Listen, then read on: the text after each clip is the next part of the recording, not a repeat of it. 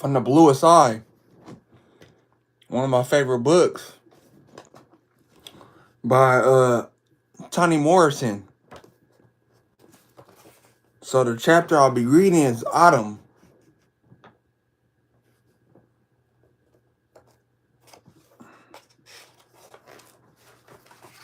Nuns go by as quiet as lust, and drunken men and sober eyes sing in the lobby of the Greek hotel. Rosemary, our next door friend, who lives above her father's cafe, sits in a 1939 buck eating bread and butter. She rolls down the window, tell my sister Frida and me we can't come in. We stare at her, wanting her bread, but more than wanting to poke her or poke the arrogance out of her eyes and smash the pride of ownership that curls her chewing mouth. When she comes out of the car, we will beat her up, make red marks on her white skin, and she will cry and ask us, do we want her to pull her pants down? We will say no. We don't know what we should feel or do if she does. But whenever she asks us, we know she is offering us something precious, and that our own pride must be asserted by refusing to accept. School has started, and Frida and I get new brown stockings and cod liver oil. Grown-ups talking silent, edgy voices about Zick's Cold Company and take us along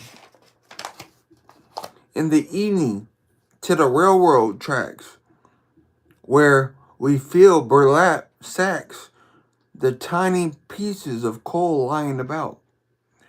Later, we will walk home, glancing back to see the great carloads of slang being dumped, red hot and smoking, into the ravine that skirts the steel mill.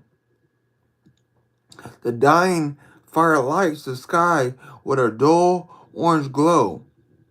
Friday and I lag behind, staring at the pouch of color surrounded by black. It is impossible not to feel a shiver when our feet leave the gravel path and sink into the dead grass in the field. Our house is old, cold and green. At night, a kerosene lamp lights one large room. The others are braced in darkness, peopled by roaches and mice. Adults do not talk to us. They give us directions. They issue orders without providing information. When we trip and fall down, they glance at us. If we cut or bruise ourselves, they ask us, are we crazy? When we catch colds, they shake their heads in disgust at a lack of consideration. How? They ask us, do you expect anybody to get anything done if you are all sick? We cannot answer them.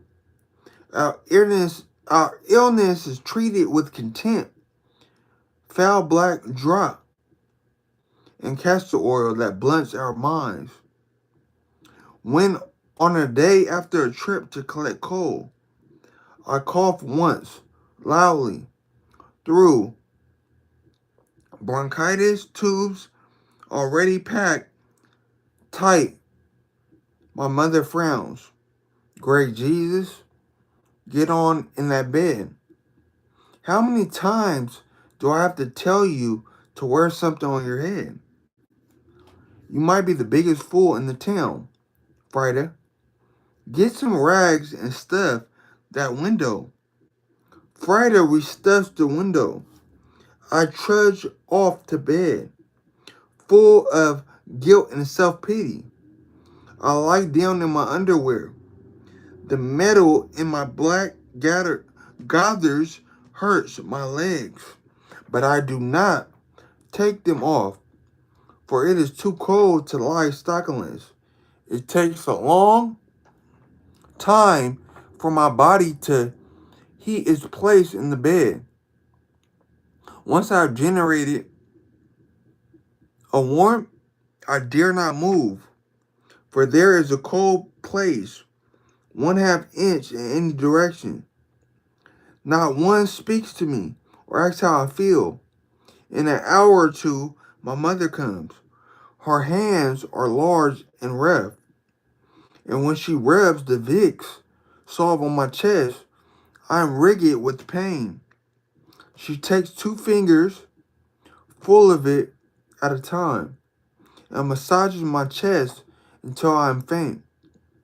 Just when I think I will tip over into a scream, she scoops out a little of the salve on her forefinger and puts it in my mouth, telling me to swallow. A hot flannel is wrapped about my neck and chest. I am covered up with heavy quilts in order to sweat, which I do promptly. Later I throw up, and my mother says, "What did you poop on the bedclothes for?" What did you poke on the bedclothes for?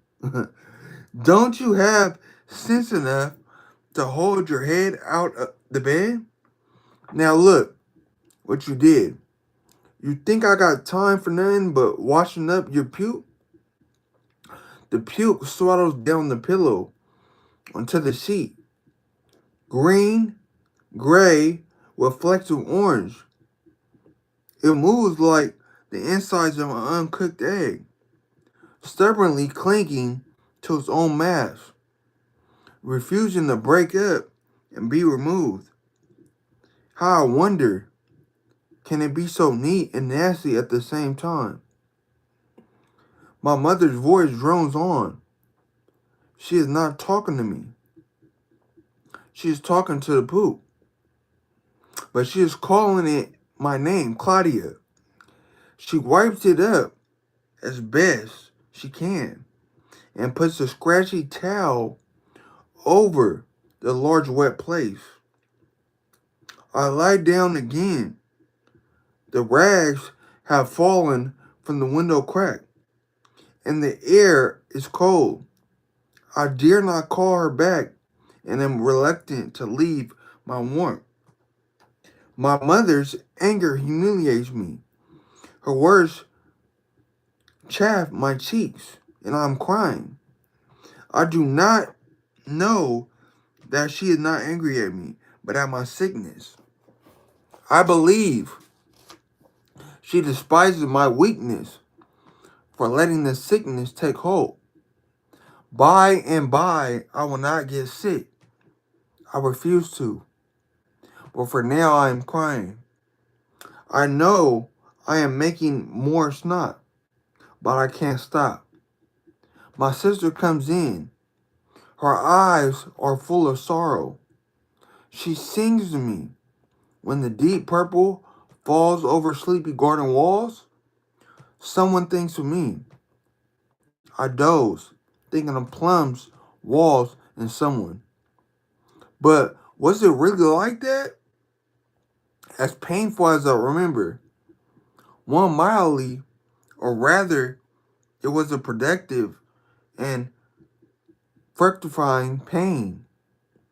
Love, thick and dark as syrup, eased up into the cracked window. I could smell it, taste it. Sweet, musty, with the edge of wintergreen in its base. Everywhere in that house is stuck, along with my tongue to the frosted window panes. It coated my chest along with the salve, and when the flannel came, outlined its presence on my throat. And in the night, when my coughing was dry and tough, feet padded into the room. Hands repinned the flannel, readjusted the quilt, and rested a moment on my forehead. So when I think of Adam, I think of somebody with hands who does not want to die. It was autumn too, when Mr. Hammer came. A rumor. The words ballooned from the lips and hovered about our heads, silent, separate, and pleasantly mysterious. My mother was all ease and satisfaction in discussing his coming. You know him? She said to her friends, Henry Washington. He's been living over there with Miss Della Jones on 13th Street. But she's too at it now to keep up. So he's looking for another place. Oh, yes, her friends do not hide their curiosity. I've been wondering how long he was going to stay up there with her. They say she's real bad off. Don't know who he is half the time and nobody else. Well, that old crazy nigga she married up with didn't help her head none. Did you hear what he told folks when he left her?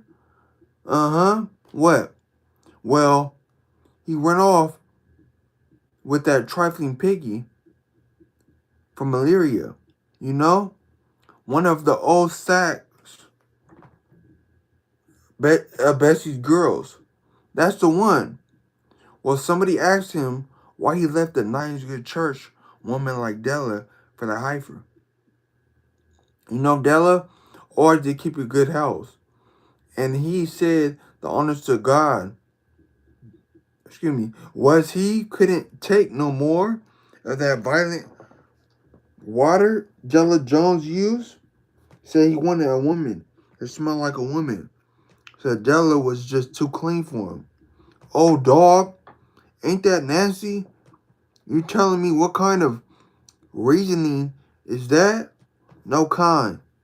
Some men just dogs. Is that what give her them strokes? Must have helped. But you know, none of them girls wasn't too bright. Remember that grinning Hattie? She was never right. And their auntie Julia is still trotting up and down 16th Street talking to herself. Didn't she get put away? Now, County wouldn't take her. Said she wasn't harming anybody. Well, she's harming me.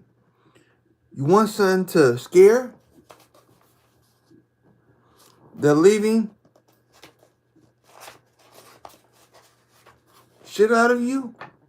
You get up at 5:30 in the morning like I do, and I see that old hag floating by in that bonnet. Have mercy. They laugh. Friday and I washing mason jars. We do not hear their words, but grown-ups we listen to and watch out for their voices.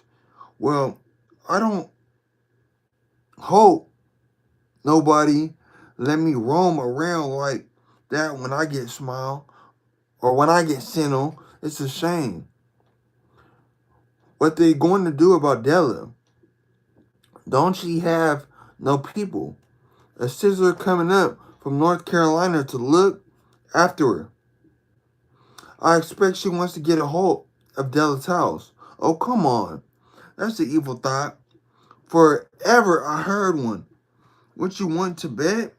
Henry Washington said that sister ain't seen Della in 15 years. I kind of thought Henry would marry her one of these days. That old woman, well, Henry ain't no chicken. No, but he ain't buzzard either. he ever been married to anybody? Nope. How come? Somebody cut it off. He's just picky. He ain't picky. You see anything around here getting married? Well, no. He's just sensible. A steady worker with quiet ways. I hope it works all at night. It will.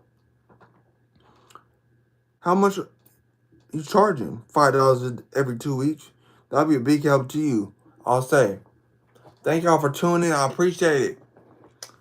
I'll be stopping at page 15. This was one of my favorite books, The Bluest Eyes by or The Bluest Eye by Toni Morrison. So if you guys ain't read it, make sure y'all tap in and give it a read. I'm gonna stop at page 15. I hope everybody year start off good and the best yet to come. Keep thriving and reaching your goals. We global.